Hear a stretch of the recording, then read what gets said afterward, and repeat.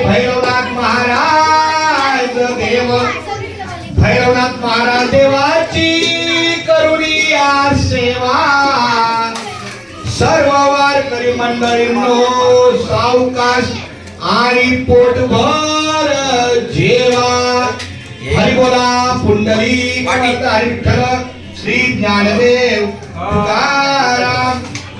पंढरीनाथ भगवान की जय माऊली ज्ञानेश्वर महाराज की जय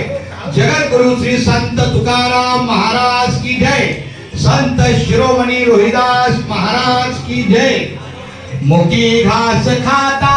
करावा विचार